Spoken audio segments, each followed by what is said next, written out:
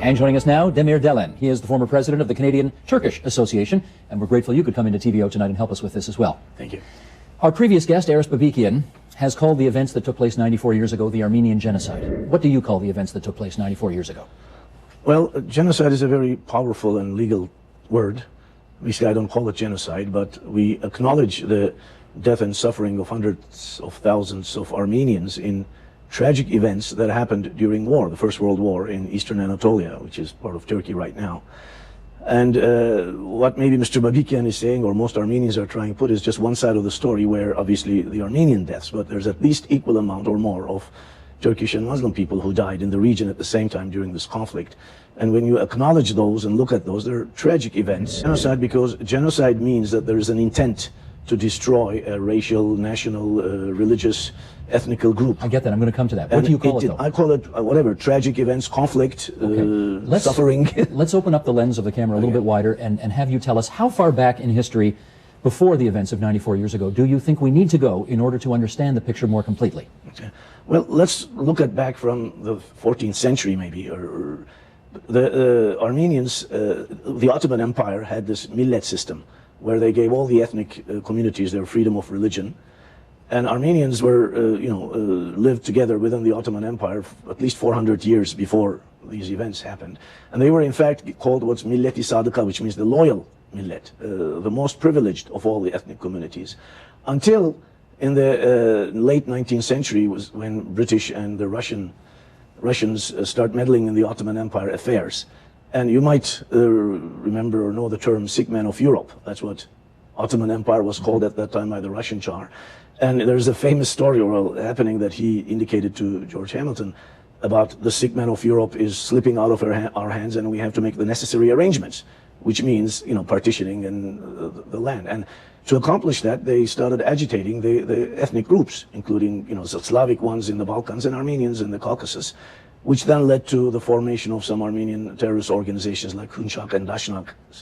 And then the opportune time was the First World War. Now, the events we're talking about that the Armenians called genocide, which is April 24th, 1915, let's put it into a little bit of broad perspective in a historical context. It's in the middle of First World War. The Ottoman Empire, starting with November of 1914, the British were occupying Basra and moving from the south to Baghdad, which were today's Iraq, but it was Ottoman Empire at that time. So the empire was being occupied from the south, and on the east, the Russians started advancing. And on the west in 1915, people might know as the Gallipoli Wars, the naval attack to the Dardanelles area started, the British and Allied forces, ending with the wars of Gallipoli. So within that context, with the agitation of Russia, Armenia starts rebelling. Is it your view that Armenia made common cause with Russia against the Ottoman Empire, and therefore, that's why Ottomans at the time targeted Armenians as they did? Well, yes. And the decision that was taken, the significance of April 24th, 1915 date was, that was the date the Interior Ministry of the Ottoman Empire sent a circular to the governors of the areas in the eastern province where Armenians were rebelling, basically to arrest the leaders of the Armenian Revolutionary Federation and to close, the branches and the head office. The relocation order came about a month later. Eventually they decided to relocate the Armenians in that area to other parts. Why did they do that? Well, because this was the war area. And but were Armenians not seen as, you just said it, they were always seen as loyal citizens within the empire before that. But that was until 1860s or 70s. From so that changed everything. That changed everything, and there was a lot of Armenian attack and rebellions in villages.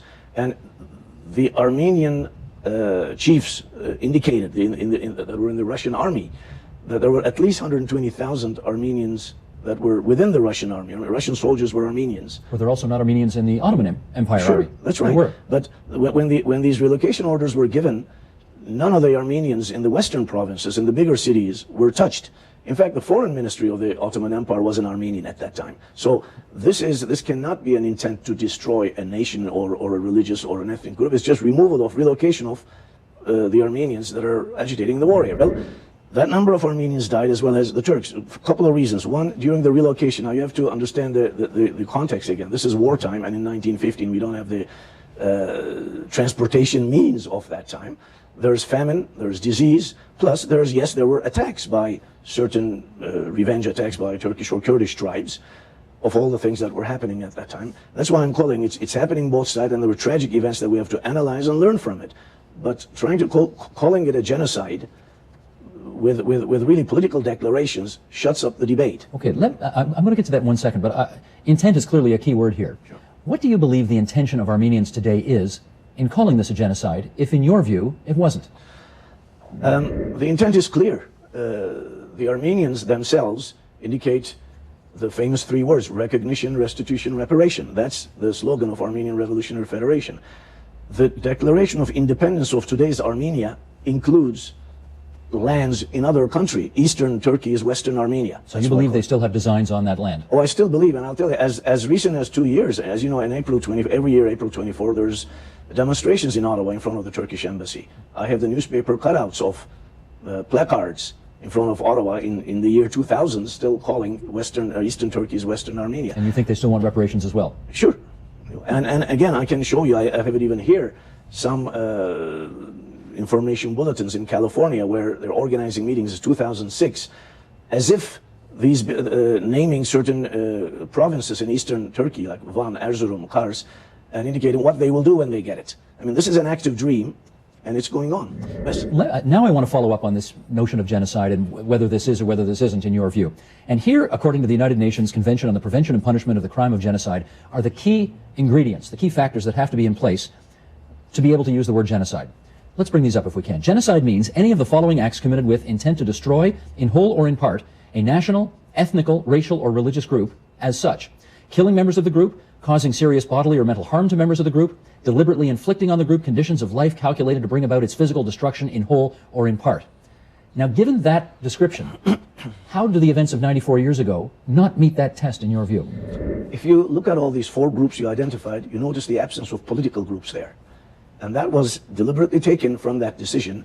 And the Dashnakhs and the Hunchaks were political groups fighting for the independence of Armenia, carving it out from the Ottoman lands with the encouragement of British and Russians. During wartime, there is not even a resemblance of intending to destroy a national, racial or ethnic group. But you call them a political group. They're clearly an ethnic group, as well as with political ethnic aspirations, maybe. Sure, but you have to also understand one thing. The wartime propaganda and the missionary activities have tremendous effects on this.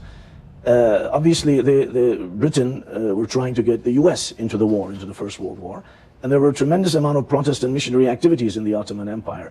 And in fact, the American Board of Commissioners for Foreign Missions in 1920s, during those years, during the World War, collected $116 million in the United States, which is by far the largest private charity donation affair, all by giving the notion that Muslims are slaughtering Christians. And obviously that creates tremendous reaction and the money is pouring. So the evidence that is put in for genocide, majority of it is coming from these Protestant missions. Now, I want to bring up two things very important. One is we have to look at what the Armenian leaders of that time who lived through it are saying. And two very important evidences. One is Bogos Nubar, who is the president of the Armenian delegation to the Paris Peace Conference after the war in 1919. And he wrote a letter to the French minister, Stéphane Pichon, French foreign minister at that time, in December 1918, in order to be accepted to the Paris Peace Conference at a delegation, indicating how Armenians were de facto belligerents, how they assisted the Russians, how they fought with the French uniform against the Turkey. What was the response from France? Sorry? What was the response from France? I don't know what the response from France was. At the end, they were not accepted as delegations, but that letter is an evidence. This is from an Armenian chief of the delegation in 1918 saying this. Another one is the first prime minister of the independent Armenia, Hovhannes Khochazouni, in 1923, what he said in the Congress of the Armenian Revolution Federation. It's a masterpiece indicating how they assisted 150,000 Armenians with Russian uniforms fighting against Turks, 40,000 of them with French uniforms fighting against Turks. I mean, these are words of Armenian leaders at that time. Okay, but comment on this then. I think most people remember Adolf Hitler's famous line, which is, of course we can get away with the Holocaust against the Jews because who remembers, the genocide against the Armenians, and at that time it was only 20 years prior. You want my reaction? Yeah. Sure, that gives me pause, because that is one of the fallacies, propaganda by Armenians. Hitler never said those words. It has been scholarly, I can show you a lot of scholarly evidence, document studies, that this is totally false. He never said that. He never said that, and how this has been propagandized by Armenians. And it is so interesting that Every year when there's a debate in the Canadian Parliament or US Parliament, every politician that comes up says those words, as if it's a fact. It is not a fact, it's been proven to be false, but it is a very powerful tool because it ties it to the Jewish Holocaust. And obviously to get that sympathy, the Jewish Holocaust is there, obviously it's a fact, and it's been tried. There's the Nuremberg trials that established that fact. There has never been a trial for the Armenian genocide. In fact, the one biggest attempt to do this was between 1918 and 1921, the Malta trials, where Istanbul was the capital of the Ottoman Empire, was occupied by the British at that time. With all the, obviously, Armenian lobbying efforts, they arrested 140 high-ranking Ottoman officials and ministers, brought them to Malta, the island of Malta. And for 2.5 years, they searched evidence in the archives of the Ottoman Empire, which they were under their control in Istanbul, in London, and it was in Washington. It was no evidence, and they released all these people. No, there was not even an evidence that started court of trial. In fairness, that took place before the UN declaration of what constitutes genocide had been created. Sure, that's right. But I mean, for crimes against humanity or crimes against Armenians, obviously the word of genocide wasn't there at that time. I understand the word genocide raises a lot of red flags in the Turkish community. Would you be prepared to say, yes, the Ottoman Empire is guilty of having perpetrated acts that led to the deaths of hundreds of thousands, if not more than 1 million Armenians? Well, if you call the decision, well, obviously there was a decision of relocation given by the Ottoman Empire, which caused a lot of effects that's happening.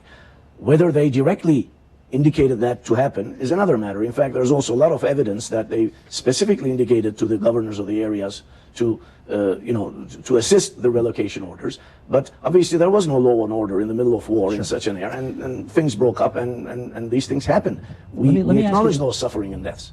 Let me ask you another question that I asked Mr. Babikian, which is the people responsible for this obviously are dead today. It wasn't even Turkey back then. It was the Ottoman Empire. Exactly. Different country, different standards, different. I mean, everything compared to today is different. Now Turkey's trying to get welcomed into the Western family of nations, and yet there is still to this day, even though there isn't that direct link, I think it's fair to say a defensiveness among Turks that this be called one thing, not another. Why are Turks still so defensive about this?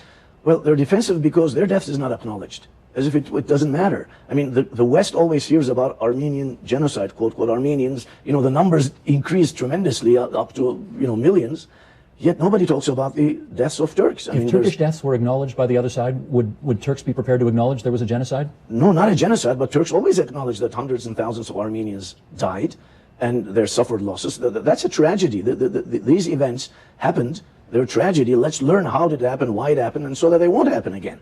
But calling it genocide, and especially in political arenas, is not the solution. I mean, the Prime Minister of Turkey just suggested this 4 years ago, a joint historical commission by Armenian and Turkish historians, as well as third parties, and still not being accepted by the Armenians. Turks opened the archives, but the archives in Armenia and the archives of the Armenian Revolutionary Federation in Boston are not being opened. So let's have a scholarly debate rather than a political debate. Mr. Delen, we're very grateful you could come in tonight and share your views on this very problematic subject. Thanks so much. Thank you very much.